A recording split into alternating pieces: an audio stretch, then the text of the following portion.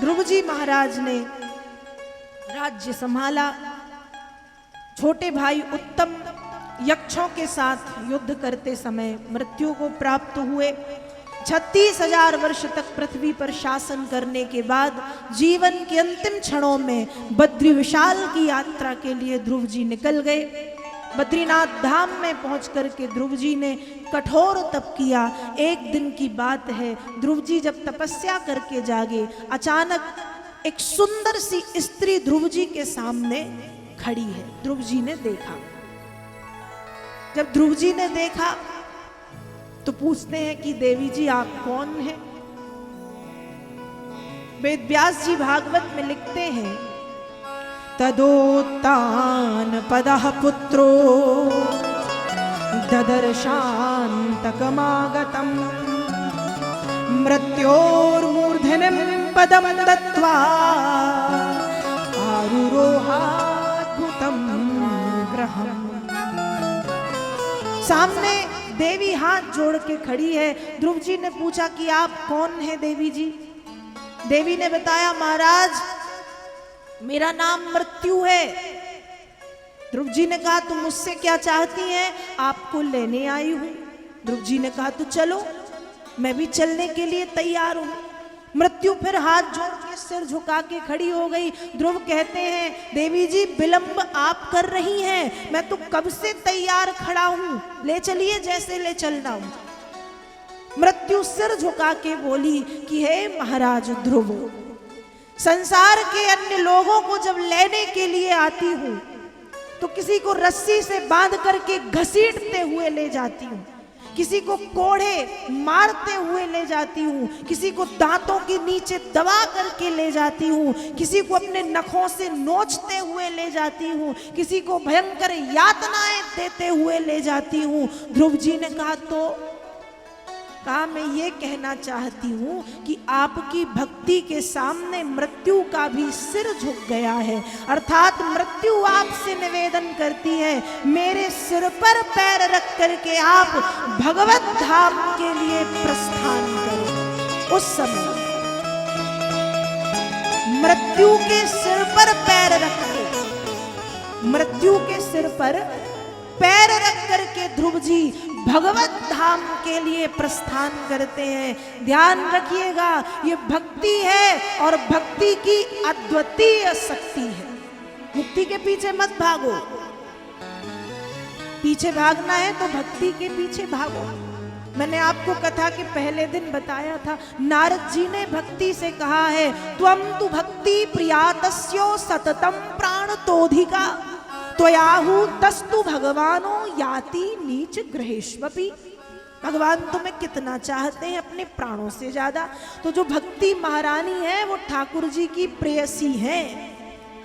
यदि चाहते हो कि कृपा प्राप्त हो तो मुक्ति के पीछे नहीं, भक्ति के पीछे भागो। भक्ति महारानी के चरण पकड़ लो, मुक्ति दासी बन जाएगी। रिद्धियां सिद्धियां आजू बाजू आकर के खड़ी हो जाएंगी, भगवान की कृपा प्राप्त होने लगेगी। और ध्रुव ने भक्ति का आश्रय लिया, और भक्ति का आश्रय जब लिया तो मृत्यु भी नतमस्तक हो गई। मृत्यु के सिर पर पैर रख करके ध्रुव जी ने भगवत धाम के लिए प्रस्थान किया है। बोलिए वृंदावन बिहारी लाल की जय, हनुमान जी महाराज की जय। ये भक्ति की महिमा है। व्यक्ति के जीवन में भक्ति का बड़ा महत्वपूर्ण स्थान है। भक्ति करना चाहिए। भक्ति की महिमा अपार है, अनंत है, अद्वितीय है। आगे कथा आती है, ध्रुव जी के वंश में अंग नाम के राजा हुए। अंग के वंश में वैन अत्याचारी था।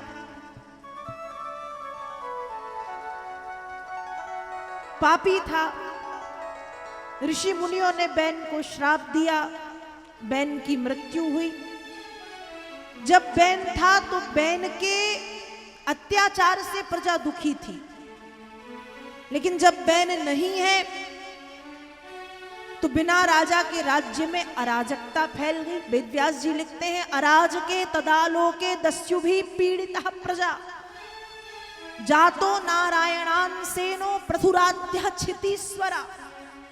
जब बैन था तो उससे प्रजा दुखी थी, अब नहीं है तो बिना राजा के राज्य में अराजकता फैल गई। तब ब्राह्मणों ने विचार किया कि बैन के शरीर का मंथन किया जाए। जब नाभि के निचले भाग का मंथन हुआ तो निषाद नाम का एक काला पुरुष उत्पन्न हुआ। बाद में उससे निषाद नाम की जाति उत्पन्न हुई। ऊपरी भाग के मंथन से दाएं तरफ से महाराज पृथु, बाएं तरफ से महारानी अर्ची। एष विष्णोर भगवतः कला भुवन पालनी यम चो लक्ष्म्याः संभूति पुरुषस्यान पायनी।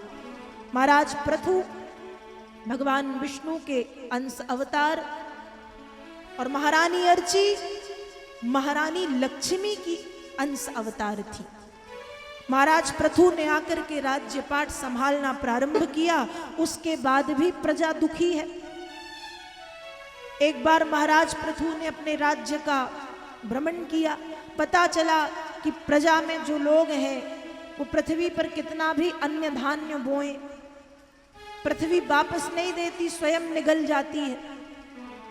तब महाराज पृथु पृथ्वी के पीछे भागे हैं कि मैं पृथ्वी को समाप्त करूंगा।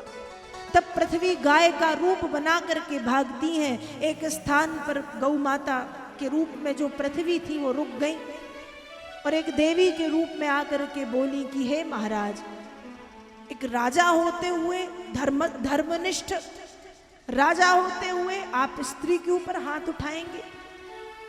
तब महाराज पृथु ने कहा कि आप मेरे राज्य की प्रजा को इस तरह से प्रताड़ित क्यों कर रही हैं। तब पृथ्वी मैया बताती हैं कि हे महाराज, न जाने कितने वर्षों से आपकी पृथ्वी पर, आपके राज्य में न जाने कितने वर्षों से जप तप पूजन पाठ हवन यज्ञ इत्यादि के कार्य नहीं हुए। और जब आपके प्रजा ने ये सारे कार्य करना बंद कर दिए तो मेरी तृप्ति होना बंद हो गई। और जब मैं स्वयं तृप्त नहीं हूं तो दूसरों को क्या तृप्त करूंगी। जब महाराज पृथु ने ये बात सुनी तो पुनः अपने राज्य में खूब बड़े बड़े यज्ञ कराए, हवन के कार्य कराए, कीर्तन कराया, भगवान नाम संकीर्तन हुआ। और फिर पृथ्वी मैया ने पुनः अन्न धान्य औषधि जल इत्यादि देना प्रारंभ कर दिया। कहने का भाव यह है, जिस पृथ्वी पर भक्ति होती है, भगवत भक्ति, वो पृथ्वी भी अपने आप को धन्य मानती है और तृप्ति का अनुभव करने लगती है। और जिस स्थान पर भक्ति हवन पूजन पाठ यज्ञ इत्यादि के कर्म नहीं होते, वह पृथ्वी भी अतृप्त हो जाती है। और जो खुद अतृप्त है वो दूसरों को कैसे तृप्त करेगी। इसलिए हमें थोड़ा थोड़ा पूजन पाठ हवन और भक्ति संकीर्तन करते रहना चाहिए, जिससे पृथ्वी मैया की तृप्ति होती रहे। और जब उनकी तृप्ति होगी तो वे हमें अपने आप तृप्त करती जाएंगी। इस तरह से ध्रुव जी के वंश में अंग, अंग के वंश में बैन, बैन के शरीर का मंथन हुआ। नाभि के निचले भाग से निषाद, ऊपरी भाग से पृथु और महारानी अर्ची की उत्पत्ति हुई। इन दोनों ने राज्यपाट संभालना प्रारंभ किया।